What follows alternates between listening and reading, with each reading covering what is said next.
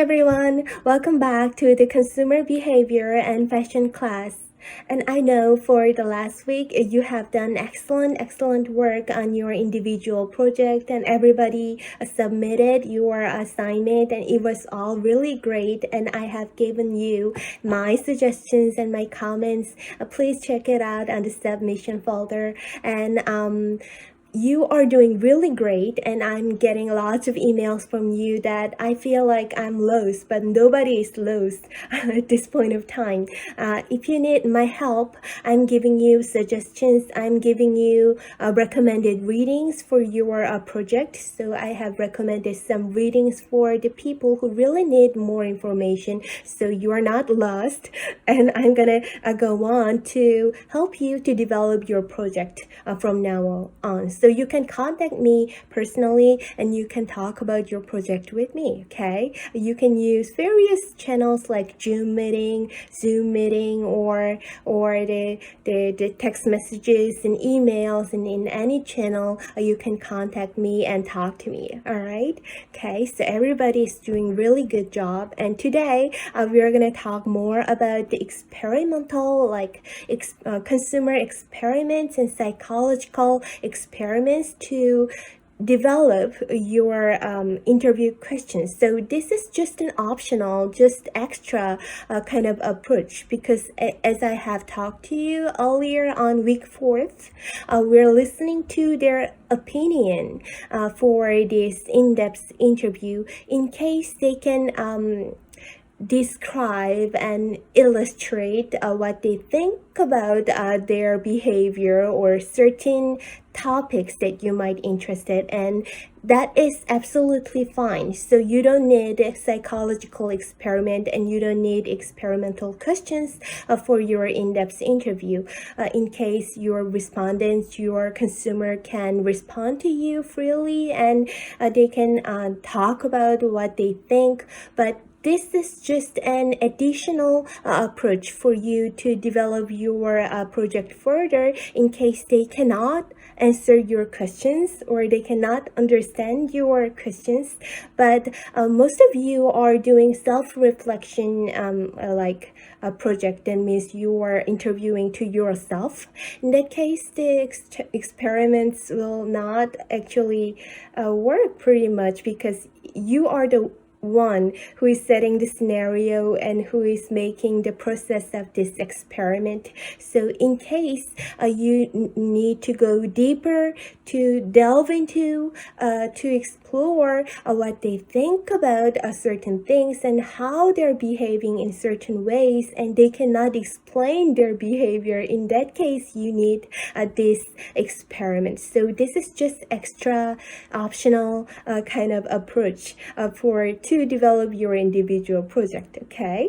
So last week we had talked about how the consumer science and consumer studies are using experiments. So the first topic that we talked about last week was about emotion and cognition, and we have talked about that emotion and cognition, what you feel and what you think, is not a separate kind of concept. It is overlapping to each other, and it is influencing to each other. But what we had talked about last week was pretty much most of what we had talked about last week was about relatively conscious types of thoughts and memories, how to memorize, and your perception, how they are making their own perception on certain things or certain products or the services. That is called conscious, your conscious mind. You recognize how you feel, how you think about certain things. But for today, we're going to talk about the unconscious mind, okay? So for today, I'm going to introduce some theories of unconscious mind in the field of psychology and social psychology and cognitive psychology and behavioral sciences. And I'm going to introduce more of the examples of the experimental studies, experimental research, which is experimenting in unconscious nature of consumers' perception, attitude, and then the formation observation of their behavior and the attitude change and the behavior change and certain kind of issues that many of you might be interested in, I believe. Okay, so before we start, I have a quick announcement. So, as you have heard of it, the school has decided that we are going to continue these online classes by the end of this semester. So, unfortunately, we cannot meet until this semester ends. All right. Okay, so you can talk to me freely, and we can have a Zoom class, and you can come to see me. For today, I'm gonna be at the Zoom, so the Zoom address has been posted on the notice, and you can find it, and please come to see me. And I was thinking that the individual presentation will not be made in the classroom, but instead we're gonna do it at the Zoom meeting. All right, okay, will that work? Okay, I hope it will work because we have various functions to share your screen, and you can have your the face or your video as large as possible, so you can share everybody's presentation. That way we can listen to the findings of 40 students' consumer profiles. Okay, so we have conducted only one consumer profile, and we have discovered deeply about one individual and their behavior and their interest. But it will be a really great opportunity to listen to what other 40 students who are taking, 41 students actually, who are taking this class might think of their consumer, and how what kind of topic they have chosen, and to discuss deeper about those topics, to listen to their opinions. So the consumer profile in very superficial areas of understanding consumer behavior, they are pretty much talking about the demographics, and they're a little bit about their psychographics. But for this class, we're gonna go deeper to explore their psychographics, their beliefs, their values, their interest, and their understanding on their thinking, their thoughts about certain phenomena, their thoughts about certain brands, or the issues that you might be interested in, or the products or the services itself. So that is the real consumer profile, I think, and you all might be very interested in to listen to others profiling and their process of interviewing and the observation-based interviews. All right. So you're gonna be have about 5 to 10 minutes. I've said earlier that it's about 5 minutes, and you can have plenty of time because we have plenty of time until the end of this semester. So if you need more time,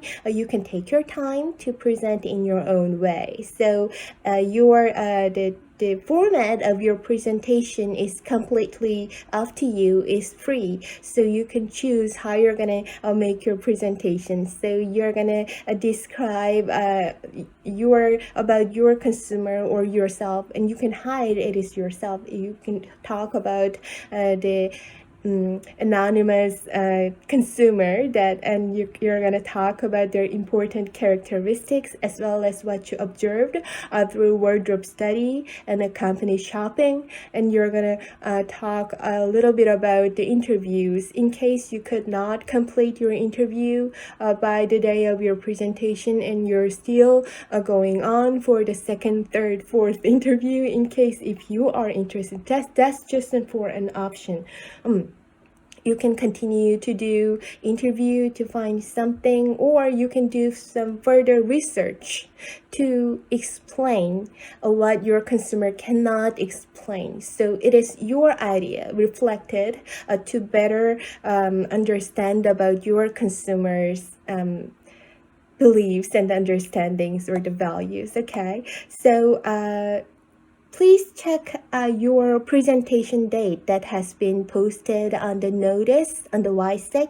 Please check it out, and please let me know if you would like to change your presentation date. Okay, so I'd like to collect everybody's request by the end of this weeks. I have got some students request already. It's not reflected here yet, but I'm gonna wait for everybody to see this notice and talk to me, and then by the end of this week I'm gonna give you second notice with like a modified schedule of presentation. Okay.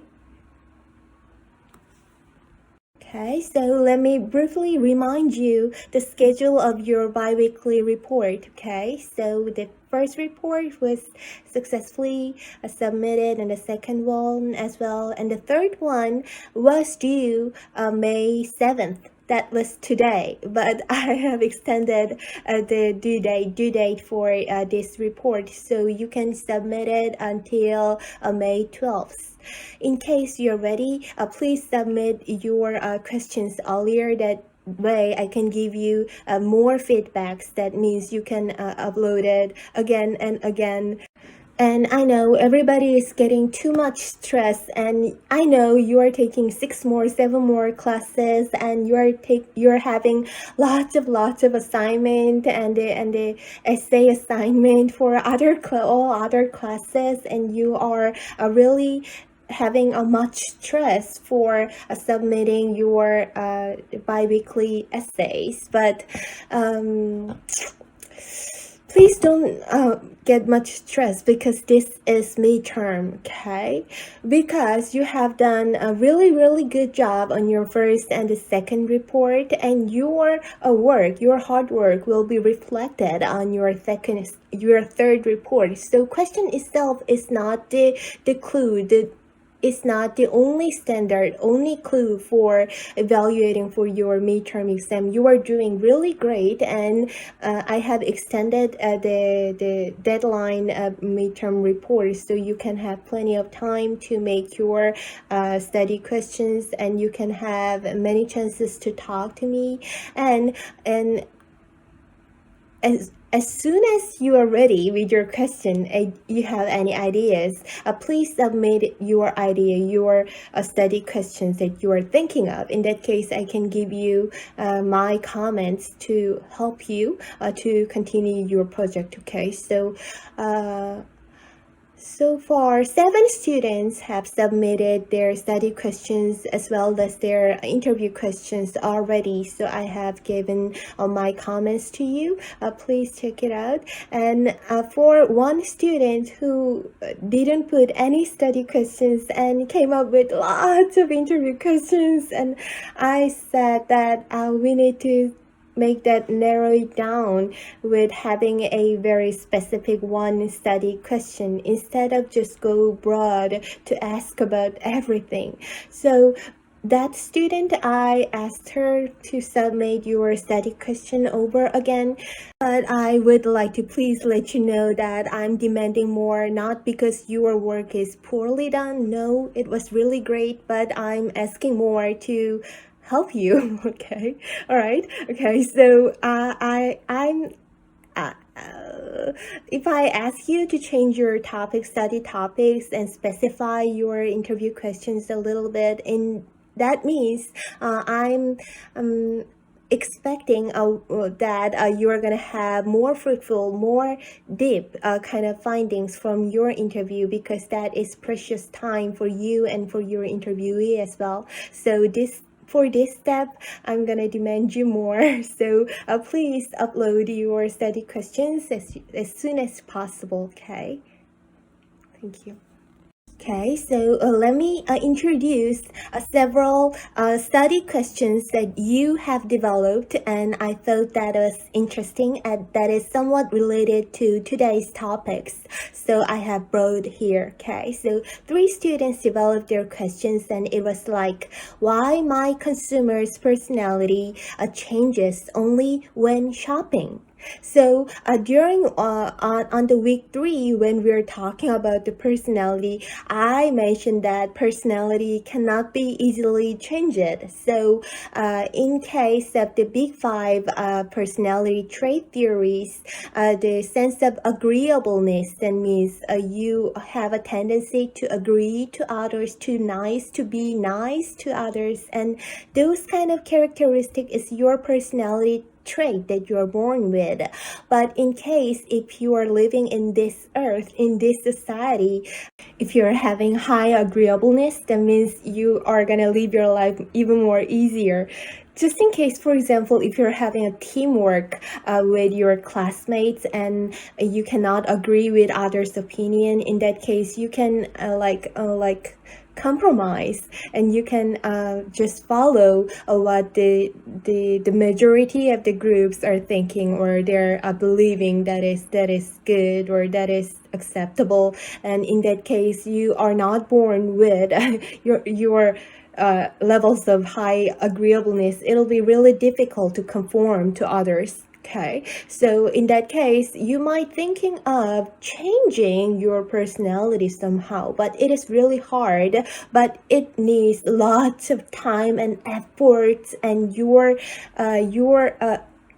willingness will be required to change your personality. So in case you'd like to suggest that your consumer should change their personality in some way to live even more happier life, or to enjoy their life, or in more other situation or cases, and you can suggest them to change their personality. But it is really hard, but it could be possible if you try to. Okay, so in case of the situation of while shopping, okay, his personality has been changed. So he was, for example, he was very independent person, and he was not relying to the others' opinion. In that case, if he doesn't trust what others are saying, in that case, it is very independent kind of decision makings are going on all other situation. But during shopping, he had asked more information from his close friends and then the assistants. In that case, you might probably thinking of what kind of benefits he might get while shopping, and how much he could be socially conformed to the people who are considering fashion might be important to impress others, or to achieve a good impression from others. Okay, so for today, we're gonna talk about the unconscious mind. That means they cannot explain why they are behaving like that. Okay, so in that case, we can go deeper to understand what kind of untold kind of needs or the desires way below your conscious level is talking to yourself. Okay. The second question that another student has developed was, why my consumers' behaviors inconsistent in many situations? So he is behaving in this way, and his attitude, what he believes, and his actual behavior is not consistent. Okay, so that question is really interesting as well, and it could be answered by this theory of unconscious mind that we're going to talk about for today. And the third question I thought that was interesting was what I feel a regret after purchase. So she is doing a self-reflecting study, and she said that I'm feeling regret after purchasing clothing, but I need to explore why those kind of feelings emerge each time she makes purchase. So today we are going to talk about the unconscious mind that you cannot recognize, and we are going to talk about how our mind changes unconsciously, as well as we're going to talk about how we respond to external social norms. Okay, Okay, most of our daily life that we live, that we feel, that we think about is just the mere top of iceberg. That means that is the concept, the idea of psychological unconscious. Okay, so here they refer at the meaning of the psychological unconscious as, I'm gonna read this sentence, conscious experience, your conscious experience that you think, that you feel, that you memorize and you feel about. Thought and action is influenced by percepts, the language and the concept, or your perception on certain things, your wording, and memories, your previous experiences and the memories, and other mental states, your mood, your feeling, which are inaccessible. It is inaccessible to phenomenal awareness. Okay, so you cannot aware of what is happening, about what is happening about regarding the phenomena around you. Okay, so what is happening around you, and somehow independent of voluntary control, you can control what you think and what you feel, and that is the concept, that is the general idea of psychological unconscious. Okay, so most of our daily life that we live, many of our mental states may not be fully accessible to us. So indeed, many of our mental states may not be fully accessible to us, and actually may not be fully aware of all the powerful influence our feelings are having on our everyday life, what to think about the world, and why we judge other people in that way, and the way we decide what we like and what we don't like. Okay, so if you're asking your interviewee, like, why do you like fashion? They say, what? I like fashion just because. No reasons. I like fashion. So that is your unconscious mind. Okay, so if you are trying to go for the in-depth interview, your interview questions should be specific, okay, to for your interviewee to say their conscious mind. So should be based on their former experiences that you observed earlier. So you're gonna, or you can set your scenario, like what if questions might help, like being specific might be better, instead of asking why you like that style, why you like that fashion, why you like feminine style. And those questions would be too broad or too difficult for your interviewees to answer, because that is under your conscious level. What you like and what you don't like is under your conscious level, or you might get very superficial kind of answers that everybody else is saying. Okay, so social norms that we are discussing with the unconscious minds is the conscious minds is not actually your thinking or your feeling. That might be what others are feeling, what the answer might be acceptable to others, to you, to others. So they have been learned, like socially learned, to answer those kind of questions. So their conscious level might tell very superficial kind of answers. Okay, so Sigmund Freud is well-known psychiatrist. That means he has done his research targeting his patients. Okay, so he tried to uncover the unconscious minds of his patients. Okay, so who is having a traumatic or mental illness, so he could have a possibility to access to continue his research with many interviewees.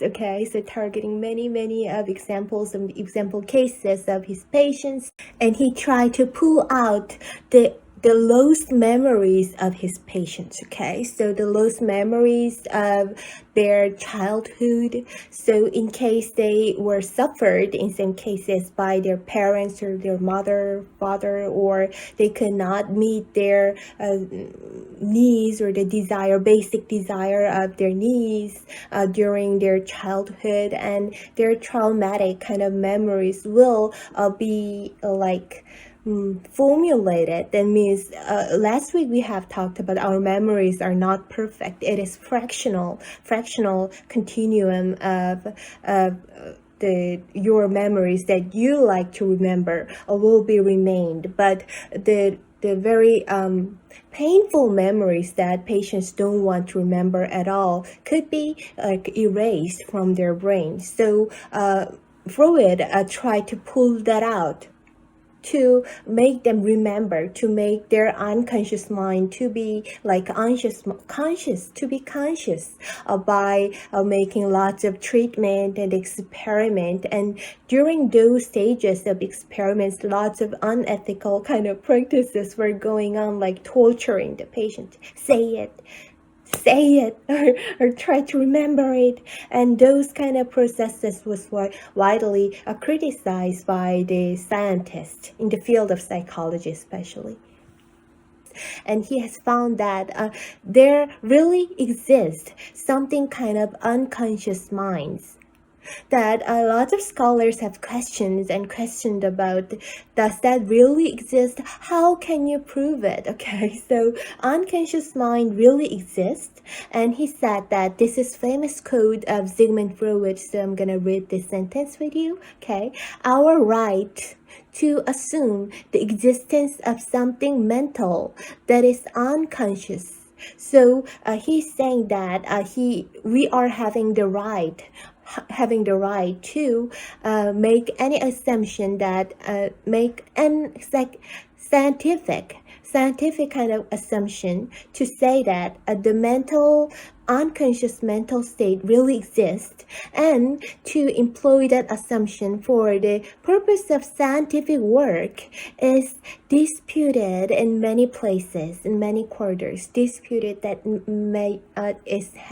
has having a lot of like limitations, and lots of scholars are criticizing those impacts of imitations, and his findings, it has many cases, but cannot be generalized to the people, like to the general people, like not for the patients, because he has only targeted his patients to prove that there is mental states that cannot be consciously verbalized. Okay, so to this we can reply that our assumption of the unconscious is necessary and legitimate, and that we possess numerous proofs of its existence.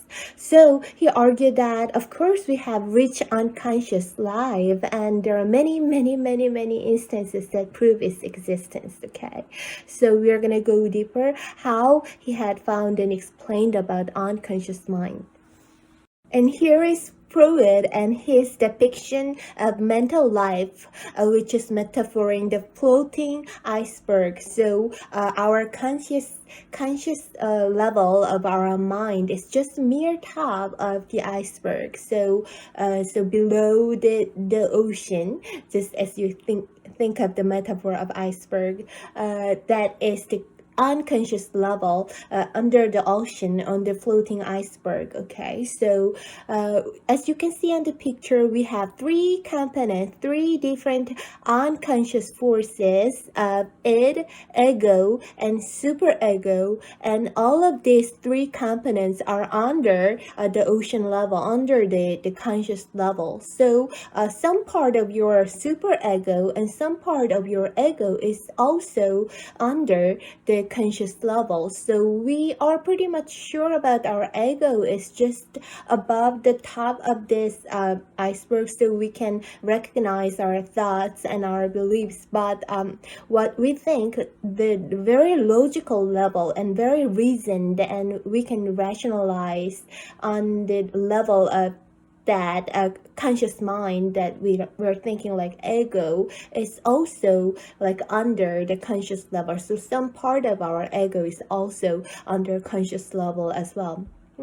So he thought about it in many different stages, like things being unconscious and preconscious, and unconscious and conscious level, pre-conscious level, and unconscious level. And important part here is that he assumed that much of our mental life was largely unconscious, so below the level of awareness is unconscious level we cannot recognize. Okay, so he further reasoned that the much of our mental lives and mental suffering and distress, the feeling of suffering or the distress that we are feeling throughout our lives arose from conflict among these three different unconscious forces, which is called id, superego, and ego. And it is something like it is sort of soul set of unconscious level, so we don't have the conscious level of it, so it is under the conscious level, and it is about our unconscious desires. He pretty much talked about the sexual desires or the passion or aggression, and the desire to be violent sometimes and to behave in very non ethical ways that was called as an id as functioning when we are behaving in certain ways that we cannot explain. Or the superego is defined as external social norms. So the social norm, what the society is expecting us to behave in certain ways, that was called the superego. And some part of the superego is under the conscious level. That means we don't want to recognize that we are being influenced by the social norm. So the social norm is influencing our behavior, but we just refuse to be conscious about those influences. All right, so the social conformity, and we are conforming to certain rules or the codes or the rules or the norms of the social expectation, and we are behaving, we are following those norms unconsciously. All right, okay. And the third part is called as ego, that is reconcile the desire of your id and social norms of the superego. So that is somewhat compromising kind of concept that you are pretty much sitting on. So on our daily life, we are pretty much sitting on our iceberg of the bed of ego. That means our logic and our mechanism of thinking and feeling will activated by compromising the conflicting ideas of our id and the superego. So that was called ego, right? So important part here is that he posited a large portion of our life is largely unconscious, and then in fact much of our unconscious experience manifested through our dreams, and our impulses and impulsive behavior actually has important part and important rich symbolic meanings as well. So he has really done pretty much work for a long time to emphasize the role of unconscious to explain our behavior. Okay. And here we have another very famous figure in this field, Carl Jung. Carl Jung, he is a contemporary who was living at the same age of Sigmund Freud, and they have developed the field of psychoanalysis and analytical psychology, and he had mentioned pretty much about the unconscious, the importance of unconscious. So it is we really need to make our unconscious to become conscious. That way, we can recognize what we think and what we realize about the phenomena to better understand about the phenomena. Okay, so here we have the model of the psyche and the composition of the psyche, which look quite different from Sigmund Freud's. And he had mentioned that, I'm going to read this sentence, that is the quote of Carl Jung, and he has mentioned that in addition to our immediate consciousness, which is of a thoroughly personal nature and which we believe to be the one empirical psyche. There exists a second psychic system of collective, universal, and impersonal nature, which is identical in all individuals. Okay, so that was the expansion of the theory of Sigmund Freud. Sigmund Freud had focused on the individual level of the conscious and unconscious. Okay, so that is really personal kind of experiences and personal memories and personal formal like traumatic experiences will cause your conscious and your id, ego, and super ego is also composed an individual level. That means my psyche is different from other psyche because we all have all different stories. But what Carl Jung had mentioned is we have shared kind of unconsciousness on certain things, which is called archetypes by Carl Jung. Carl Jung has mentioned pretty much about collective unconsciousness. Okay, so we are unconsciously believing the ideas of the men should behave this way, women should behave this way, and the educational level and the social and like economic, socio-economic, like economical status oriented society, and the materialism and the capitalism is treated like very usual, and that is very competitive ideas to sustain this world and this society, and those kind of all the thinking, shared understanding of the people, earthly understanding about the people who are living in this society, that is called shared unconsciousness. So we're not having a chance to think about that is if you are having conscious, if you have a chance to think about that is acceptable or not. We're just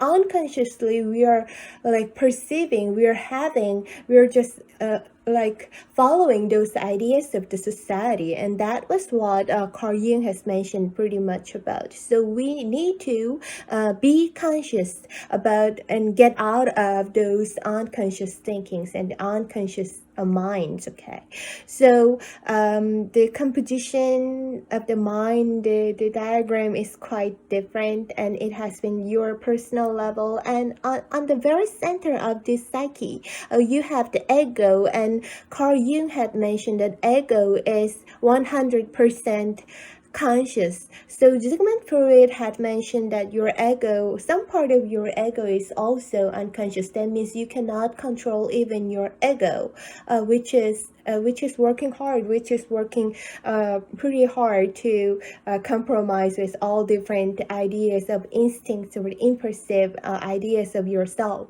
So that should be located as your conscious level. That means you can make control. You can control your idea, and you can make a certain control of your beliefs. Okay, so Carl Jung has mentioned that is the famous quote. I'm gonna read this here. Until you make the unconscious conscious, and it'll direct you and you will call it fate. Okay, so if you don't want to have a chance to make your unconscious thinking to your conscious, to bring it into your conscious level, that means you're gonna just treat it as to accept it as that is the fate. That I'm born that way. And that is the fate. But what Carl Jung has mentioned is about the active role of individuals, and they could take a part. They could partake under the collective ideas and collective activities of the people who are having shared symbolic meanings of the beliefs, and it is called a more collective unconscious shared among many individuals and with important symbolic forms of archetypes. So we have talked about Carl Jung and Sigmund Freud, who had put much focus, much stress on the idea of unconscious, and our unconscious minds play very a vital role in our everyday life, and that is having a large portion of our psyche that is influencing our behavior and our emotional well-being as well. Okay, so now let me introduce some interesting studies, interesting experimental studies, psychological experiments, which is studying about people's unconscious minds. Okay, so your unconscious mind will influence your attitude and your behavior. Okay, so this is called mere exposure effect. So mere exposure, if you are just exposed to certain stimuli without any reason, so if you are have exposed to certain stimuli again and again, you might like it with no reasons. Okay, so this is very interesting. A study of Robert J. Zonks in 1960s, and he's the one who has developed this idea of mere exposure effect. Okay, so mere exposure effect is a psychological phenomenon by which people tend to develop a preferences for certain things merely because they are familiar with them. Okay, so if you become familiar with certain images or the certain stimuli, you might like it.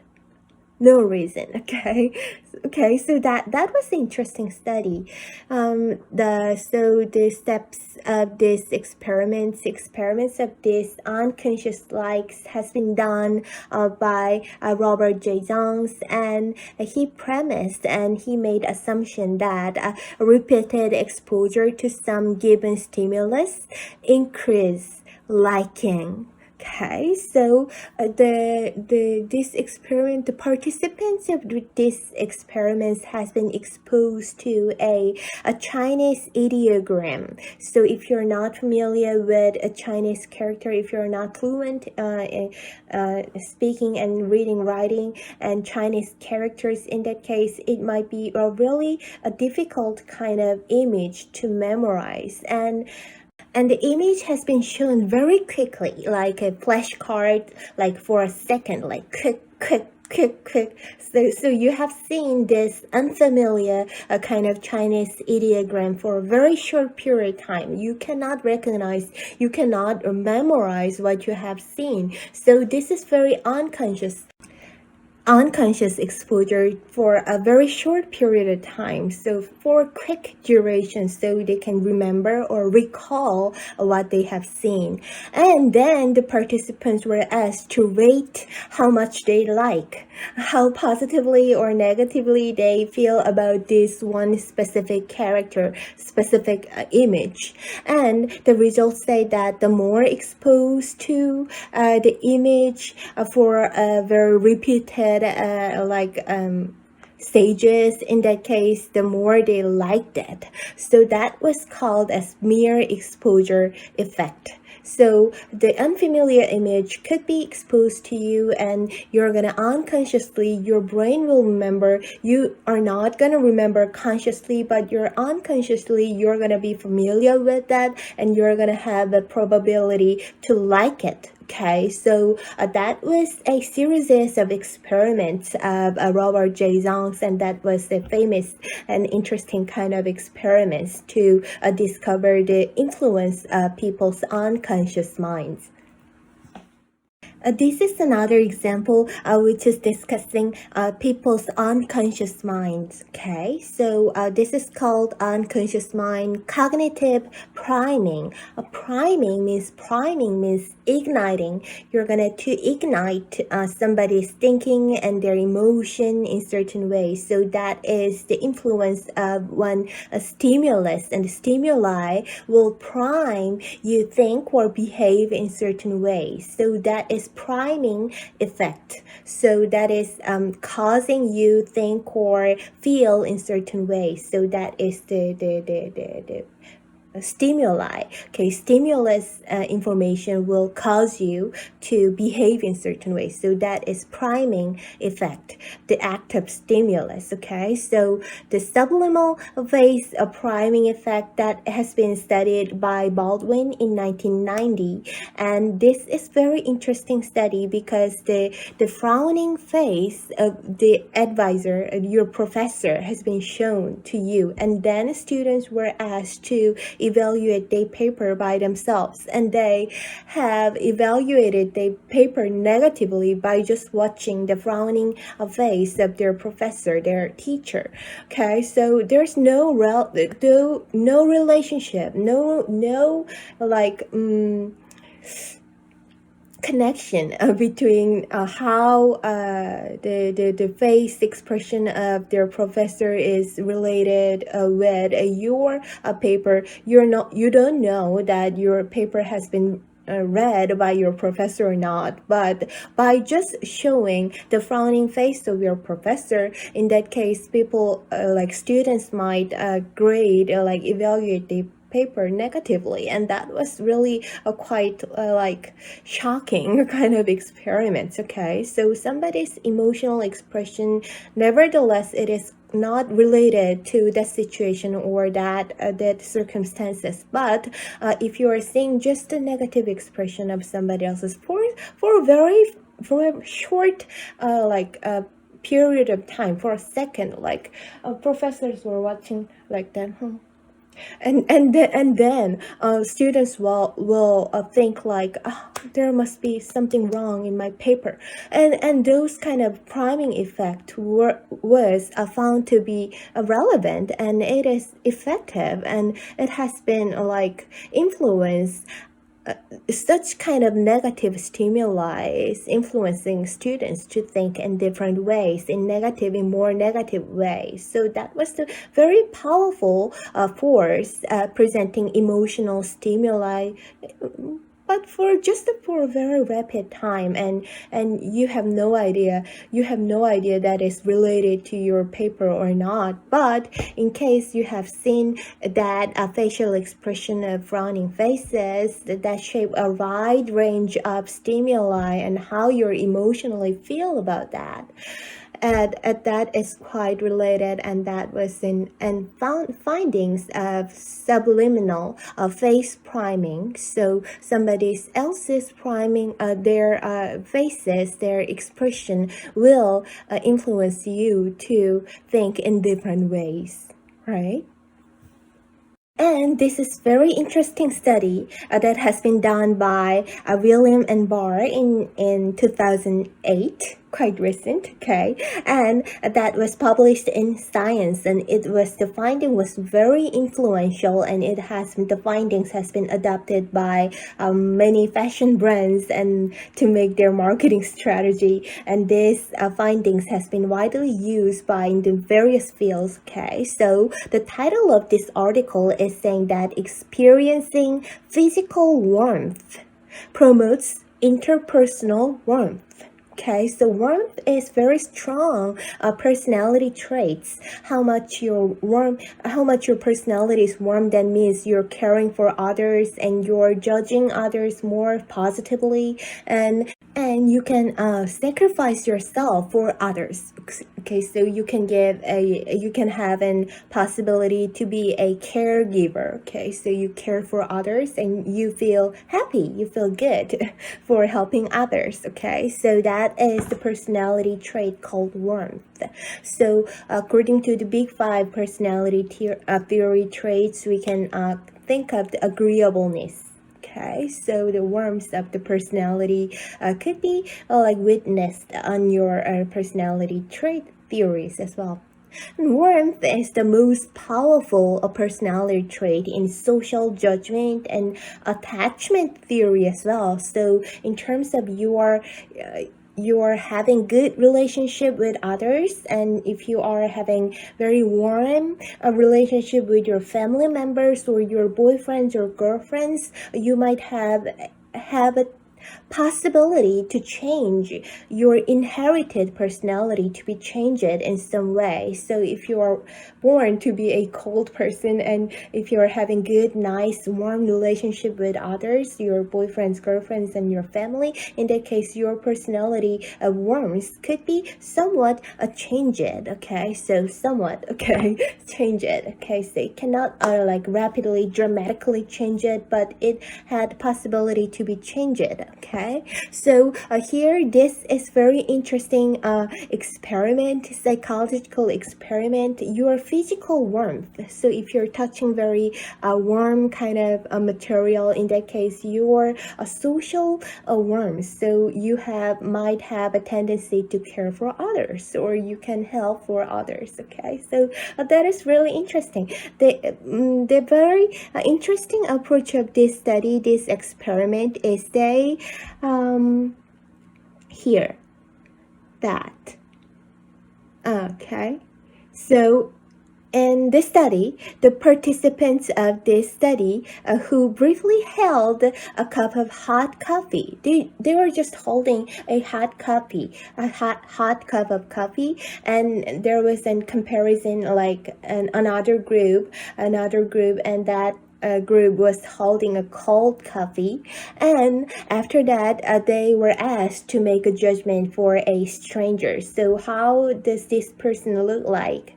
Does he look like generous? Does he look like not very generous? What do you think? By just watching the appearance of the stranger, and the warm coffee groups of the people who are holding a warm coffee or hot coffee rated or evaluated the impression of the stranger more positively. Okay, so they're thinking like those person might be a good person, nice person, generous, caring kind of person.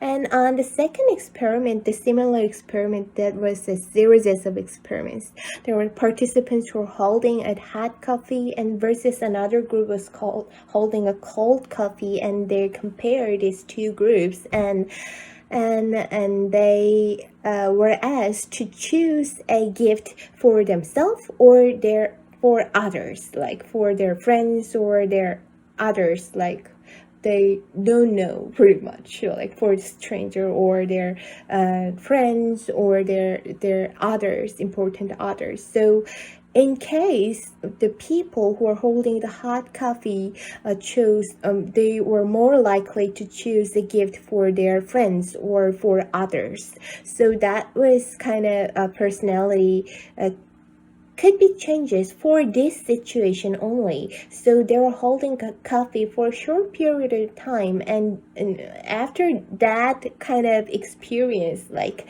touching the warm material, they became more generous and become more warm in their personality. Okay, so for example, in the fashion brands like H&M, when they were collaborating with Balmain in 2015, and a lot of fashion consumers are waiting in lines like that. They were camping out to make a line to make a purchase for their limited edition. In that case, the retailers and the brand presented the blanket and the hot coffee or the hot material for them to hold, and that was the kind of marketing strategy to make them become more generous, and they could have a possibility to become a happier and generous caregiving, and they will not be complaining too much waiting outside in the cold winter. Okay, so they come in, they could have possibility to make more purchase. Okay, so that was kind of interesting finding of this unconscious minds of people, the emotional change and the personality change, right? Okay, now let me introduce briefly about the mood communication. Okay, so this is a theory of Malcolm Bernard, and from his book Fashion as Communication and Fashion Theory, and he had mentioned that People, like consumers, fashion consumers, are communicating their mood through the choice of their clothing and the color of their clothes, okay? All right, so when we are in a good mood, we'd like to choose a brightest colors, like vivid color, yellow, red, and very bright colors. That means we like to be noticed by others, okay? So if you're in a good mood, if you wake up in the morning and the day is beautiful, and in that case, you choose a very, very bright colors unconsciously, and because you're feeling good, that means I'm ready to make a relationship with others, and everybody is welcome to talk to me. I'm feeling okay, so let's talk, let's communicate. I'd like to give my impression to others. I'd like to talk with others, have a relationship, conversation with others, and that I'm in that mood, okay? But and on the other hand, if you're choosing a black or a monochrome kind of colors that is muted, in that case, I don't want to talk to anybody, okay? So today, I don't want to be noticed by anybody, okay? So that is telling your mood, like, indirectly or unconsciously, because you are not conscious about I'd like to send or deliver my mood through my clothing for today. So if you are very knowledgeable about the fashion, if you're interested in fashion theory, you might know this theory, then your selection of clothes could be strategic and could be like conscious for you. But for the majority of people who don't really care on, or who don't really think pretty much about why they're choosing those clothes, and this might be a clue. Your mood communication is going on through your fashion choices, okay? Okay, so this is another experimental study which is discussing consumers' unconscious mind. Okay, so this is pretty much a recent study that has been studied in 2011. Pretty recent to me. Okay, so that was the period when a shopping mall was popular in the area of Australia, because this study has been done in Australia in a natural setting of the shopping mall in Australia, in downtown area, and lots of people gathered and spending their day at a shopping mall, and people frequently use the word like malling, like they are spending the whole day at the shopping mall, and the experience of their shopping was considered as pleasant kind of experiences. So that was the most popular places that people wanted to go during those days, and specifically in Australia. Okay, so lots of people gathered, and the accidental touch is going on. So lots of people, so crowded area, lots of people are passing by, and they're gonna be accidentally touched by, like, because lots of people are gathered. So in that way, they had a study. This is experimental study, and they have hired their helpers, assistant, to help this research to accidentally to like act as accidentally touch the consumers who are shopping in the certain area of shopping mall, like touch. Okay, so how people will feel about those accidental touch. Okay, so the findings of this study has mentioned that the effects of accidental interpersonal touch on consumer evaluation and their shopping time was found as like quite related. If they are touched by the stranger, and they will feel like they are not very satisfied with their shopping experiences, so they have evaluated their satisfaction of their shopping experience as negative. Okay, and their shopping time also decreased due to those reasons. Okay, so this was a field experiment in a retail setting, and this study showed that men and women who have been touched by another stranger. Nevertheless, the stranger was man or women. They also, both of those gender, they felt negatively by touched by the female stranger, the male stranger. They felt negatively. So this is considered as unconscious mind to like the clothes or the brands that you're shopping and the shopping area is unconsciously rated by the consumers due to these specific experiments of accidental touch. Okay, so the accidental touch could be one very influencing factor that could change your emotion, and consequently your behavior will be unconsciously changed by the changes of your emotions. So what kind of emotions they have felt? Okay, so let's talk more about that. So the interesting part of this research is the consumers, most of them could not remember the fact that they are touched. So they could not recognize they felt like negative feelings by touched by others. They couldn't even recall. They couldn't remember they are touched. So their dissatisfaction on the shopping experience and their negative rating on the clothes or the brands while they're shopping by touched by others is not reflecting their conscious mind of their negative emotions. So that is not the conscious evaluation about the brain. So that is unconscious mind, because people could not recognize that the event that they haven't touched. So that is calling about the unconscious mind. But after the event, after the experimental situation, consumers were asked like personally by the researcher. They're asked to describe their emotion when they are touched, and they said no. Touched, and then I remember, okay, I remember, because that is very crowded place and they've been touched by others many pretty much like frequently. But when they were asked that, do you remember that you were touched, and they, oh, okay, I remember, I didn't know that was an experiment though, and those kind of responses. Okay, so then if you remember that you have been touched, could you describe your emotion in a vocabulary, like in an adjective word, in your own vocabulary? So they have verbalized their emotion. They try to remember their emotion when they're touched by others, and they came out with their words like threat or annoying, disgust, unpleasant, etc.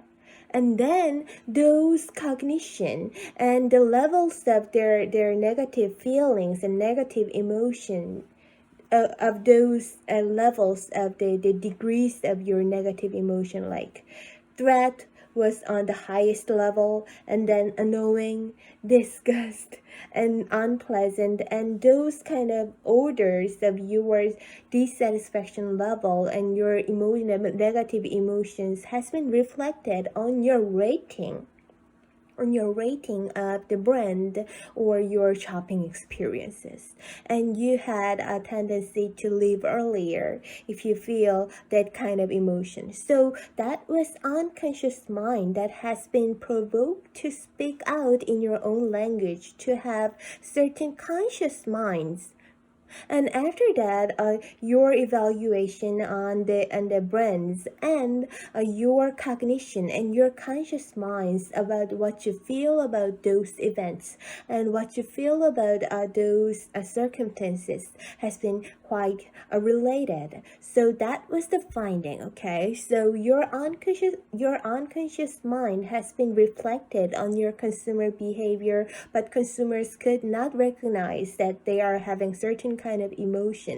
But after that, after the event, if they can possibly have a chance to verbalize their emotion in their own language, their emotion level of their negative emotion is quite related to their grade and their grading, their rating on their satisfaction level of their shopping experiences. Okay, so here is the graph that and we have a experimental group and a control group, and if you compare those two groups, their evaluation has been slightly lowered by if you are touched by the male confederate, that means assistant. If you're touched by the male assistant, you're gonna have a feeling like threat or disgust, and those kind of strong negative emotions has been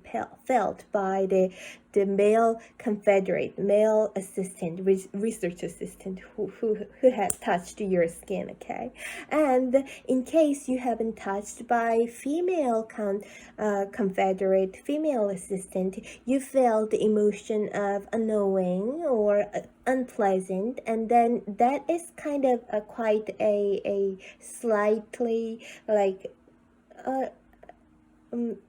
a little negative emotion that is not quite strong, like threatening kind of emotion. So in that case, you have possibility to rate your brands like less negatively than the male confederate, the experimental groups. Okay, so your vocabulary is telling that you are gonna feel those kind of emotions by touched by the male confederate or the female confederate, and those experiences could not be consciously recognized by you before you have heard that you had that experience, and you're gonna make your experience, describe your experience in your own language, like in adjective form. And those kind of cognitive processing of your emotional experiences has caused your rating on the satisfaction level of your shopping experience.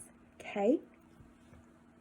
So what this experimental research study is saying is that your unconscious mind could be pulled out to your conscious level. You can recognize how you feel and how you're making those kind of decisions, those kind of evaluations, attitude in some ways. Okay, so that is only possible by your cognition, your thoughts, and your thinking, your vocabulary, and your wording itself. So if you are having your chance to think about your emotion, your unconscious mind that cannot be recognized beforehand, could be recognized by you by having certain cognitive appraisal. So this last week we have talked pretty much about emotion is influencing the cognition. So we have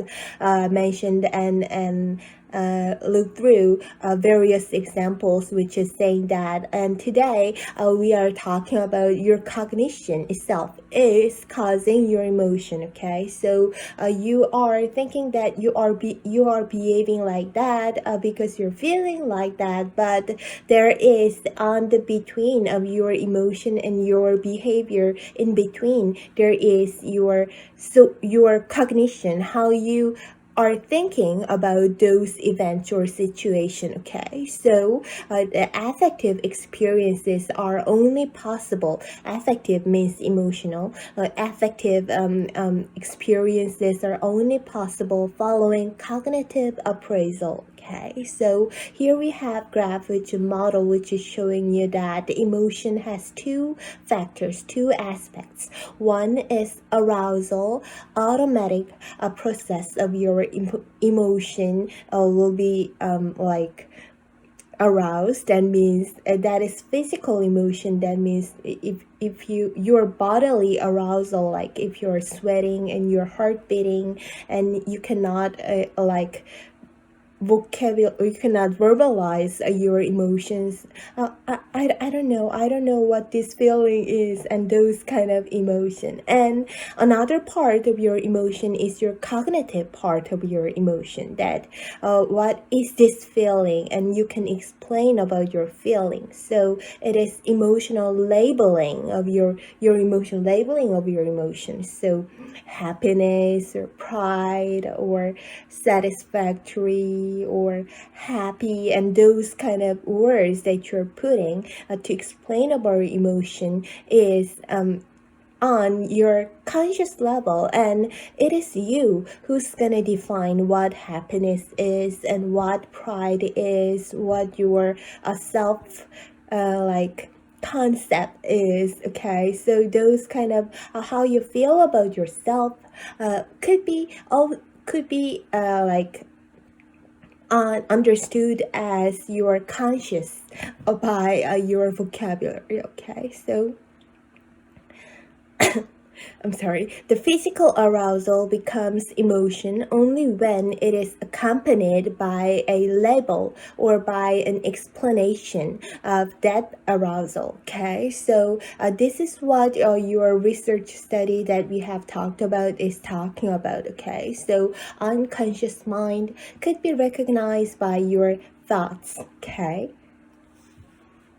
So for today, we have talked pretty much about the unconscious mind in an individual level that the psychoanalysts like Sigmund Freud and Carl Jung has discussed about. And for the next class on week 10th, we're going to continue to talk about the collective unconscious. So on a collective level, as a group, how people are behaving unconsciously, and how their the emotion and cognition that has been situated in the social circumstances and the social gathering, and how people are conforming to a certain group unconsciously. So we are behaving in certain ways, and we are thinking that we are behaving like that. That was our choice, and our cognition has been conscious minds is like involved to make certain kind of decisions. But lots of examples of the conformity study and conformity experimental research are telling that no. Okay, so we are gonna go deeper to discuss more about this the group conformity and the experimental studies involved in the idea of like collective unconsciousness. Okay, so this is pretty much about for today's class. That means we don't have the second video for today's class. Don't spend your time searching for the second video. Okay, so we have talked about the unconscious minds and how it is playing a vital role in consumers' decision making. All right. Okay, so thank you for watching this long video, and I'm gonna see you on the Zoom meeting. Possibly if you could come and talk to me, you're always welcome to come and talk with me at the Zoom. So your third assignment is due May 12th. Okay, which is next Tuesday. So after that, you're gonna go ahead and do your interview. Okay, so as soon as your presentation schedule has been modified, I'm gonna give you the second notice. Okay, so I'm gonna talk to you personally. Please don't hesitate to contact me. All right. Okay, so I'll see you around. Thank you so much.